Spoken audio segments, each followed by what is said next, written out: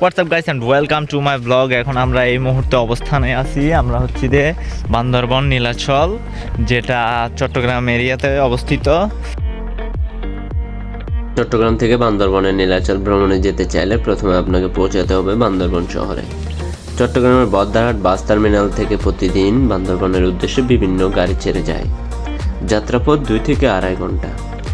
আর রাস্তার দুই পাশে সবুজ পাহাড় আর প্রকৃতির সৌন্দর্য আপনার ভ্রমণকে আরও উপভোগ্য করে তুলবে। বান্দরবন শহরে পৌঁছে নীলাচলে যাওয়ার জন্য সহজে চাঁদের গাড়ি, জিপ, সিএনজি, অটোরিকশা অথবা রিজার্ভ গাড়ি পাওয়া যায়।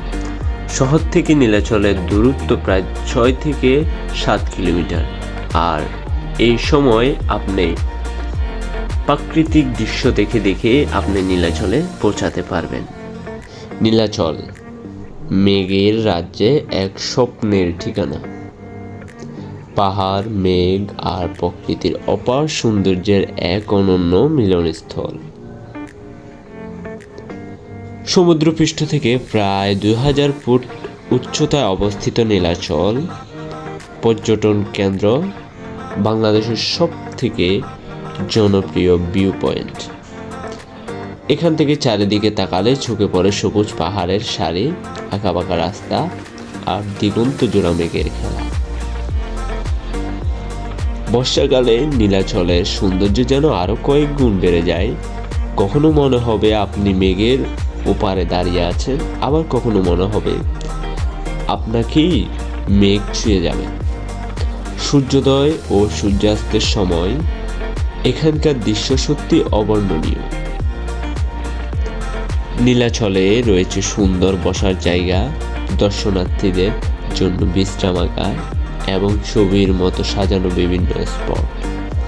পরিবার, বন্ধু কিংবা প্রিয়জনকে নিয়ে কিছুটা সময় কাটানোর জন্য এটি হতে পারে একটি আদর্শ ভ্রমণ।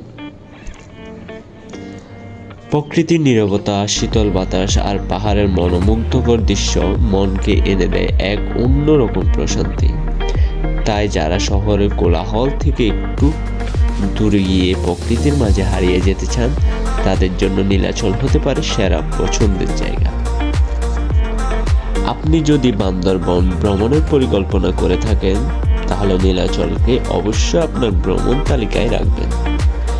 একবার এখানে এলেই এই সৌন্দর্যের স্মৃতি আপনার মনে অনেক দিন রয়ে যাবে।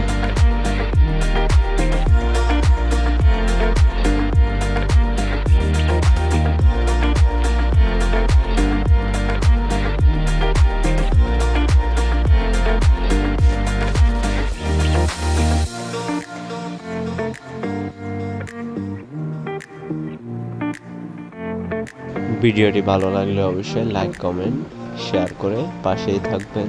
ধন্যবাদ।